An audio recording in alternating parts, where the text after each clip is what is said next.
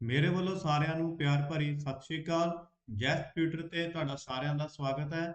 ਅੱਜ ਦੀ ਇਸ ਵੀਡੀਓ ਵਿੱਚ ਅਸੀਂ ਡਿਸਕਸ ਕਰਾਂਗੇ ਕਲਾਸ 9th ਦਾ ਸੈਂਪਲ ਪੇਪਰ ਸਾਇੰਸ ਦਾ। ਇਸ ਸੈਂਪਲ ਪੇਪਰ ਦੇ ਵਿੱਚੋਂ ਕਾਫੀ ਕੁਐਸਚਨ ਤੁਹਾਨੂੰ ਆਉਣ ਵਾਲੇ ਸਾਇੰਸ ਦੇ ਪੇਪਰ ਦੇ ਵਿੱਚ ਮਿਲ ਜਾਣਗੇ। ਆਉਣ ਵਾਲੀ ਵੀਡੀਓ ਦੇ ਵਿੱਚ ਵੀ ਮੈਂ ਕਲਾਸ 9th ਦੇ ਮੈਥ ਦਾ, ਇੰਗਲਿਸ਼ ਦਾ, ਹੋਰ ਜਿਹੜੇ ਵੀ ਪੇਪਰ ਨੇ ਉਹ ਅਸੀਂ ਇੱਥੇ ਅਪਲੋਡ ਕਰਾਂਗੇ ਐਂਡ ਕਲਾਸ 8th ਦਾ ਤੇ 10th ਦਾ ਵੀ ਅਸੀਂ ਅਪਲੋਡ ਕਰ ਦਾਂਗੇ ਇਹਦੇ ਤੇ। ਸੋ ਆਓ ਸਟਾਰਟ ਕਰਦੇ ਹਾਂ। ਇਹ ਪੇਪਰ ਜਿਹੜਾ ਤੁਹਾਡਾ 40 ਨੰਬਰ ਦਾ ਹੋਏਗਾ। ਕੋਲ ਪਾਰਟ ਏ ਦੇ ਵਿੱਚ ਪਹਿਲਾ ਕੁਐਸਚਨ ਹੈ, who was the responsible for discovery of the alpha wave scattering experiment. Answer ਹੈ ਜੀ ਇਸ ਦਾ ਐਟੋਮਿਕ ਨਿਊਕਲੀਅਸ। ਦੂਜਾ ਕੁਐਸਚਨ ਹੈ ਜੀ, an element is localised. Answer ਹੈ ਇਸ ਦਾ different number of neutrons. Third question है जी अपने को number of valence in Cl ion. इसका आंसर है जी 8। फोर्थ नंबर पे क्वेश्चन है जी अपने को which of the following is the correct electron distribution of sodium. Answer है जी इसका 2 8 1। फिफ्थ क्वेश्चन है जी अपने को how many joules are in 1 kilowatt hours. Answer है जी इसका 36 7 the power 7 joule. Sixth question है जी अपने को what is the audible range for a normal human being. Answer है जी इसका 20 to 20,000 हजार। सेवंथ क्वेश्चन है जी अपने को which are the following is not infection disease. केड़ी जेड़ी बीमारी है वो इन्फेक्शन नाल नहीं हुंदी। आंसर है उसका टाइफाइड। एट्थ क्वेश्चन है जी अपने को which one of the following is not spread by mosquitoes. केड़ी जेड़ी बीमारी है वो मच्छरां दे नाल नहीं फैलदी। आंसर है ਉਹਦੇ ਵਿੱਚ ਆਪਣੇ ਕੋਲ ਟਾਈਫਾਈਡ। ਪਾਰਟ ਬੀ ਹੈ ਜੀ ਜਿਸ ਦੇ ਵਿੱਚ ਹਰ ਇੱਕ ਕੁਐਸਚਨ ਜਿਹੜਾ ਤੁਹਾਡਾ 2 ਮਾਰਕਸ ਦਾ ਹੋਏਗਾ। ਫਸਟ ਕੁਐਸਚਨ ਹੈ ਜੀ ਆਪਣੇ ਕੋਲ what are the flaws of J.J. Thom's atomic model। J.J. Thom's atomic model ਦੀਆਂ ਕਿਹੜੀਆਂ ਜਿਹੜੀਆਂ ਕਮੀਆਂ ਸੀਗੀਆਂ ਉਹਦੇ ਵਿੱਚ ਆਨਸਰ ਦੇ ਵਿੱਚ ਪਹਿਲੇ ਨੰਬਰ ਤੇ ਆ ਸਾਡੇ ਕੋਲ this model could not explain Rutherford alpha particle scattering experiment। ਜਿਹੜਾ ਇਹ ਮਾਡਲ ਹੈ ਇਹ ਰੂਦਰਫੋਰਡ ਦੇ ਸਕੈਟਰਿੰਗ ਐਕਸਪੈਰੀਮੈਂਟ ਨੂੰ ਐਕਸਪਲੇਨ ਨਹੀਂ ਕਰ ਸਕਿਆ। ਸੈਕਿੰਡ ਨੰਬਰ ਤੇ this model has not empirical basis. Second question ਹੈ ਜੀ ਆਪਣੇ ਕੋਲ what are the flaws of Rutherford atomic model। ਰੂਦਰਫੋਰਡ ਦੇ ਐਟੋਮਿਕ ਮਾਡਲ ਦੀਆਂ ਹੁਣ ਕੀ ਖਾਮੀਆਂ ਹਨ। ਪਹਿਲੇ ਨੰਬਰ ਤੇ ਆਪਣੇ ਕੋਲ ਆਨਸਰ ਦੇ ਵਿੱਚ this model could not explain the stability of the atom। ਇਹ ਐਟਮ ਦੀ ਸਟੈਬਿਲਿਟੀ ਨੂੰ ਐਕਸਪਲੇਨ ਨਹੀਂ ਕਰ ਸਕਿਆ। ਸੈਕਿੰਡ ਨੰਬਰ ਤੇ this model could not explain the spectrum of hydrogen and other atom। ਇਹ ਜਿਹੜਾ ਮਾਡਲ ਹੈ ਇਹ ਹਾਈਡਰੋਜਨ ਅਤੇ ਅਦਰ ਐਟਮ ਦੇ ਜਿਹੜੇ ਨੇ ਸਪੈਕਟਰਮ ਨੂੰ ਵੀ ਐਕਸਪਲੇਨ ਨਹੀਂ ਕਰ ਸਕਿਆ। ਥਰਡ ਕੁਐਸਚਨ ਹੈ ਜੀ ਸਾਡੇ ਸਾਹਮਣੇ when do we say the act has been done। ਅਸੀਂ ਕਦੋਂ ਕਹਿ ਸਕਦੇ ਹਾਂ ਕਿ ਕੰਮ ਜਿਹੜਾ ਹੋਇਆ। ਨੰਬਰ 1 ਤੇ ਪੁਆਇੰਟ ਆ force is applied to the object। ਜਦੋਂ ਫੋਰਸ ਲੱਗ ਰਿਹਾ ਹੋਵੇ ਕਿਸੇ ਆਬਜੈਕਟ ਦੇ ਉੱਤੇ। ਸੈਕਿੰਡ ਹੈ an object is displaced in the direction or opposite of the force। ਜਦੋਂ ਕੋਈ ਆਬਜੈਕਟ ਜਿਹੜਾ ਉਹ ਇੱਕ ਥਾਂ ਤੋਂ ਦੂਜੀ ਥਾਂ ਤੇ ਜਾ ਰਿਹਾ ਹੋਵੇ ਫੋਰਸ ਦੀ ਮਦਦ ਦੇ ਨਾਲ। ਫੋਰਥ ਕੁਐਸਚਨ ਹੈ ਸਾਡੇ ਸਾਹਮਣੇ suppose you went to the moon with your friend can you hear the sound made by your friend। ਕਹਿੰਦਾ ਸਪੋਜ਼ ਕਰੋ ਕਿ ਜਦੋਂ ਤੁਸੀਂ ਕਿ ਆਪਣੇ ਫਰੈਂਡ ਦੇ ਨਾਲ ਮੂਨ ਤੇ ਗਏ ਹੋ ਤਾਂ ਉੱਥੇ ਕੀ ਤੁਹਾਨੂੰ ਆਪਣੇ ਫਰੈਂਡ ਦੀ ਸਾਊਂਡ ਸੁਣਾਈ ਦੇਗੀ। ਤਾਂ ਆਨਸਰ ਕੀ ਹੈ ਇਸ ਦੇ ਵਿੱਚ sound can not communicate due to the absence. ਕਹਿੰਦਾ ਸਾਊਂਡ ਜਿਹੜਾ ਉਹ ਅਸੀਂ ਕਮਿਊਨੀਕੇਟ ਨਹੀਂ ਕਰ ਸਕਦੇ ਡਿਊ ਟੂ ਐਬਸੈਂਸ। ਕਾਰਨ ਕਿਸ ਦਾ ਕੀ ਕਾਰਨ ਹੈ ਐਬਸੈਂਸ ਆਫ ਐਟਮੋਸਫੇਅਰ। ਉੱਥੇ ਐਟਮੋਸਫੇਅਰ ਦੀ ਐਬਸੈਂਸ ਹੋਏਗੀ on the moon. So we can't hear sound on the moon. So ਅਸੀਂ ਇਸ ਕਰਕੇ ਮੂਨ ਦੇ ਉੱਪਰ ਆਪਣੇ ਫਰੈਂਡ ਦੀ ਜਿਹੜੀ ਸਾਊਂਡ ਹੈ ਉਹ ਹੀਅਰ ਨਹੀਂ ਕਰ ਸਕਦੇ। ਕੁਐਸਚਨ 5th ਆ ਸਾਡੇ ਸਾਹਮਣੇ describe the sign of good health. ਕਹਿੰਦੇ ਆਪਣੇ ਗੁੱਡ ਹੈਲਥ ਦੀਆਂ ਸਾਈਨ ਦੱਸੋ, ਨਿਸ਼ਾਨੀਆਂ ਦੱਸੋ ਸਾਨੂੰ। Number 1 having a clean environment around. ਸਾਡੇ ਜਿਹੜੇ ਅਰਾਊਂਡ ਦੇ ਵਿੱਚ ਹੈ ਸਾਡਾ ਆਲਾ ਦੁਆਲਾ ਜਿਹੜਾ ਉਹ ਸਾਫ਼ ਹੁੰਦਾ ਹੈ। ਸੈਕਿੰਡ ਪੁਆਇੰਟ ਹੈ having a good physical mental and social condition. ਸਾਡੀ ਜਿਹੜੀ ਫਿਜ਼ੀਕਲ ਮੈਂਟਲ ਤੇ ਜਿਹੜੀ ਸੋਸ਼ਲ ਕੰਡੀਸ਼ਨ ਆ ਉਹ ਵਧੀਆ ਹੁੰਦੀ ਹੈ। ਪਾਰਟ ਸੀ ਆ ਗਿਆ ਦੇਖੋ ਜੀ। ਹੁਣ ਪਾਰਟ ਸੀ ਦੇ ਵਿੱਚ ਹਰ ਇੱਕ ਕੁਐਸਚਨ ਜਿਹੜਾ ਤੁਹਾਡੇ ਕੋਲ 3 ਨੰਬਰ ਦਾ ਹੋਏਗਾ।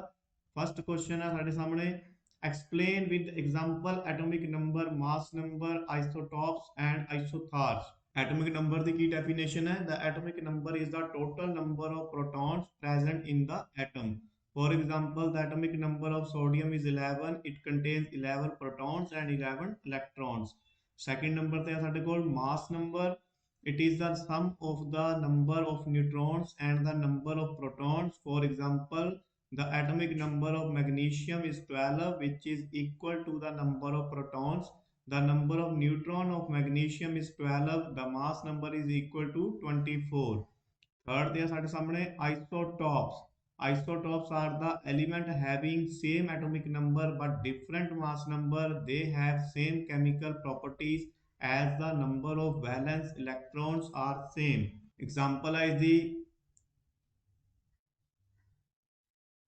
are the three isotopes of carbon. They have same atomic number but different mass number due to difference in the number of neutrons. Fourth number ਤੇ ਸਾਡੇ ਸਾਹਮਣੇ isobars. They are element having the same mass number but different atomic number. For example, are isobars having the same atomic mass but different atomic number. Advantage isotope ਦੇ पहले number ਤੇ ਸਾਡੇ ਕੋਲ nuclear weapons and nuclear power require large quantities of isotope of uranium ਦੀ ਬਹੁਤ ਜ਼ਿਆਦਾ use ਪੈਂਦੀ ਹੈ nuclear weapon ਦੇ ਵਿੱਚ ਤੇ nuclear power ਦੇ ਵਿੱਚ। ਸੈਕਿੰਡ ਹੈ ਆਪਣੇ ਕੋਲ an isotope of cobalt is used in the treatment of cancer।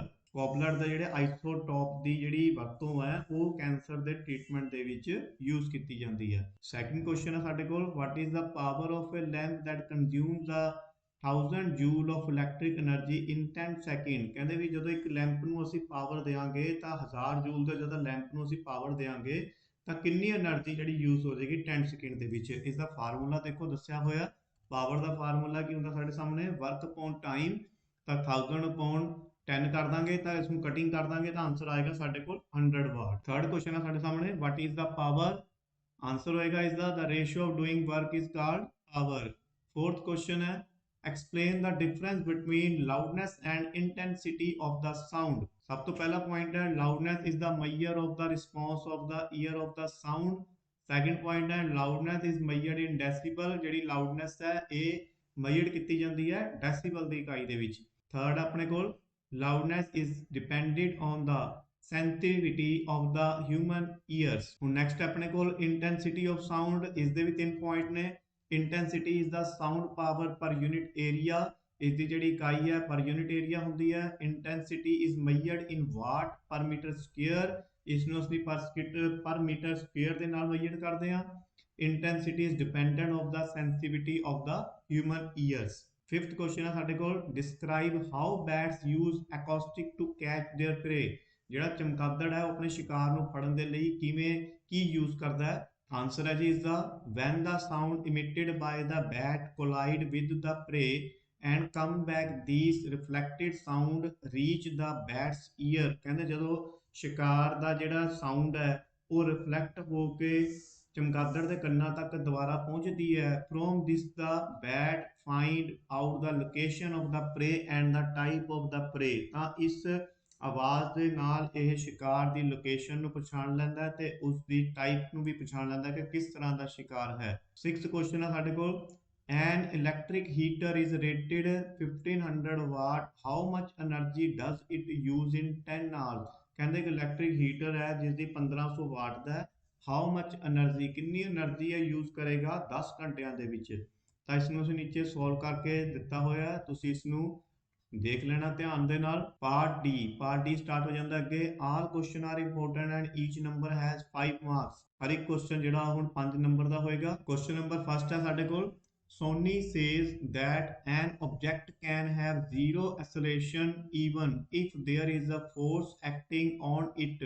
Do you agree? Tell me why। Answer है जी इसका yes, acceleration can be zero even if there is a force acting on the object but the condition is that the force is the balance force। Second question है जी अपने को a free falling object that stops before reaching the ground, what happened to its kinetic energy। ਜਦੋਂ ਕੋਈ ਵੀ ਜਿਹੜਾ object ਹੈ ਉਹ ਧਰਤੀ ਦੇ ਪਹੁੰਚਣ ਤੋਂ ਪਹਿਲਾਂ ਰੁਕ ਜਾਂਦਾ ਹੈ ਤਾਂ ਉਸ ਦੀ ਕਾਈਨੈਟਿਕ એનર્ਜੀ ਦੇ ਵਿੱਚ ਕੀ ਹੁੰਦਾ ਹੈ, ਕੀ ਚੇਂਜ ਹੋ ਜਾਂਦਾ ਹੈ। ਤਾਂ ਆਨਸਰ ਹੈ ਇਸਦਾ ਵੈਨ ਐਨ ਆਬਜੈਕਟ ਫਾਲਸ ਫ੍ਰੀਲੀ। ਕਹਿੰਦਾ ਜਦੋਂ ਕੋਈ ਆਬਜੈਕਟ ਨੀਚੇ ਗਿਰਦਾ ਹੈ ਇਟਸ ਪੋਟੈਂਸ਼ੀਅਲ એનર્ਜੀ ਗੈਟਸ ਕਨਵਰਟਿਡ। ਜਿਹੜੀ ਇਹਦੀ ਪੋਟੈਂਸ਼ੀਅਲ એનર્ਜੀ ਆ ਕਨਵਰਟ ਹੋ ਜਾਂਦੀ ਹੈ ਕਿਸ ਦੇ ਵਿੱਚ ਇਨਟੂ ਕਾਈਨੈਟਿਕ એનર્ਜੀ ਵਿੱਚ ਕਨਵਰਟ ਹੋ ਜਾਂਦੀ ਹੈ।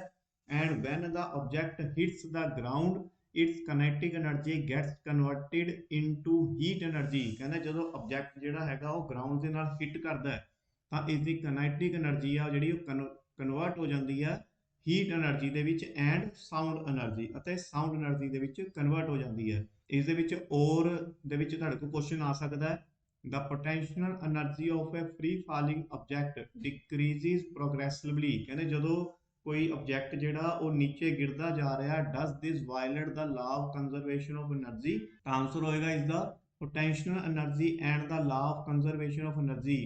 Potential energy, the energy possessed by an object due to its position।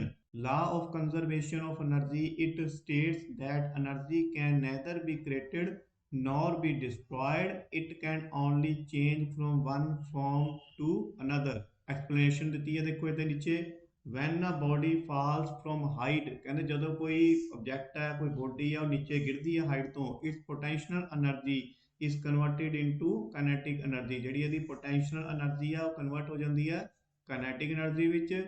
during the fall the total mechanical energy of the system is conserved। third point ਆਪਣੇ ਕੋਲ, so the law of conservation of energy is not violated। तो final answer ਕੀ ਹੈ, no the process does not violate the law of conservation of energy। third question ਹੈ ਸਾਡੇ ਕੋਲ, when you ride a bike where does the energy conversion take place।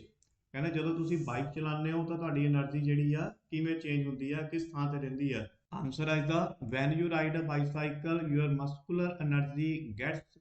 ਕਹਿੰਦੇ ਜਦੋਂ ਤੁਸੀਂ bicycle ਚਲਾਉਂਦੇ ਹੋ ਤਾਂ ਤੁਹਾਡੀ ਜਿਹੜੀ ਮਸਕੂਲਰ એનર્ਜੀ ਹੈ ਉਹ ਟ੍ਰਾਂਸਫਰ ਹੋ ਜਾਂਦੀ ਹੈ into mechanical energy. Mechanical energy ਦੇ ਵਿੱਚ then changes into kinetic energy, ਫਿਰ ਉਸ ਤੋਂ ਬਾਅਦ ਇਹ ਚੇਂਜ ਹੁੰਦੀ ਆ kinetic energy ਦੇ ਵਿੱਚ। ਦੇਖੋ ਐਕਸਪਲੇਨੇਸ਼ਨ ਦਿੱਤੀ ਹੈ ਨੀਚੇ, to ride a bicycle we have to apply force which is done by our muscles। ਕਹਿੰਦੇ ਜਦੋਂ ਅਸੀਂ ਸਾਈਕਲ ਚਲਾਉਂਦੇ ਆ ਤਾਂ ਜਿਹੜਾ ਅਸੀਂ ਫੋਰਸ ਦਿੰਦੇ ਆ ਉਸ ਨੂੰ ਚਲਾਉਣ ਦੇ ਲਈ, ਉਹ ਕਿਸ ਨਾਲ ਦਿੰਦੇ ਆ, ਅਸੀਂ ਆਪਣੇ ਮਸਲਸ ਨਾਲ ਦਿੰਦੇ ਆ।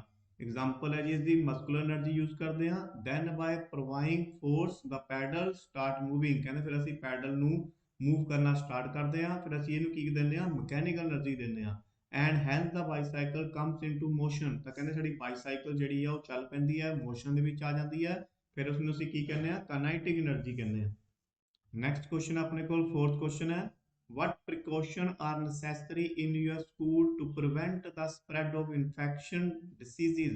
ਕਹਿੰਦੇ ਆਪਣੇ ਸਕੂਲ ਦੇ ਵਿੱਚ ਬਿਮਾਰੀਆਂ ਨੂੰ ਰੋਕਣ ਦੇ ਲਈ ਤੁਹਾਨੂੰ ਕੀ ਪ੍ਰੀਕਾਸ਼ਨ ਲੈਣੇ ਜ਼ਰੂਰੀ ਨੇ, ਕਿਹਨਾਂ ਚੀਜ਼ਾਂ ਦਾ ਧਿਆਨ ਰੱਖਣਾ ਜ਼ਰੂਰੀ ਹੈ। ਪਹਿਲਾ ਪੁਆਇੰਟ ਹੈ ਸਾਡੇ ਕੋਲ, maintain distance from sick student. ਜਿਹੜੇ ਬਿਮਾਰ ਸਟੂਡੈਂਟ ਨੇ ਉਹਨਾਂ ਤੋਂ ਡਿਸਟੈਂਸ ਰੱਖਣਾ ਜ਼ਰੂਰੀ ਹੈ। ਸੈਕਿੰਡ ਪੁਆਇੰਟ ਆਪਣੇ ਕੋਲ, the mouth should be covered while coughing and sneezing। ਜਦੋਂ ਛਿੱਕ ਮਾਰਨੀ ਹੈ ਜਾਂ ਖੰਘਣਾ ਹੈ ਤਾਂ ਤੁਹਾਡਾ ਜਿਹੜਾ ਮੂੰਹ ਹੈ ਢੱਕਿਆ ਹੋਣਾ ਚਾਹੀਦਾ ਹੈ। Keeping the school environment clean, ਤੁਹਾਨੂੰ ਸਕੂਲ ਦੇ ਇਨਵਾਇਰਨਮੈਂਟ ਨੂੰ ਕਲੀਨ ਰੱਖਣਾ ਚਾਹੀਦਾ ਹੈ।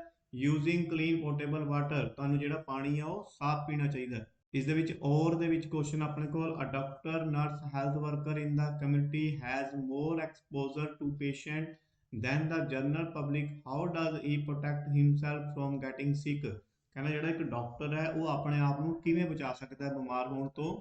ਇਸ ਦੇ ਵਿੱਚ ਪਹਿਲਾ ਪੁਆਇੰਟ ਹੈ, they keep getting vaccinated from time to time, avoid infection diseases। Second, doctor eat balance diet to strength there immunity system. ਉਹ ਡਾਈਟ ਜਿਹੜੀ ਨੇ ਬਹੁਤ ਵਧੀਆ ਖਾਂਦੇ ਨੇ ਡਾਕਟਰ, ਜਿਸ ਨਾਲ ਉਹਨਾਂ ਦਾ ਇਮਿਊਨਿਟੀ ਸਿਸਟਮ ਜਿਹੜਾ ਉਹ ਉੱਪਰ ਰਹਿੰਦਾ ਹੈ। After the examination of blood, urine and et cetera. ਕਹਿੰਦੇ ਜਦੋਂ ਕੋਈ ਵੀ ਉਹ ਟੈਸਟ ਲੈਂਦੇ ਨੇ ਕਿਸੇ ਬਲੱਡ ਦਾ, ਯੂਰਿਨ ਦਾ, ਤਾਂ ਡਾਕਟਰ ਕੇਅਰਫੁਲੀ ਡਿਸਟਰੋਏ ਦਾ ਸੈਂਪਲ। ਤਾਂ ਜਿਹੜਾ ਸੈਂਪਲ ਆ ਉਹ ਕੇਅਰਫੁਲੀ ਉਸਨੂੰ ਖਤਮ ਕਰ ਦਿੰਦੇ ਨੇ।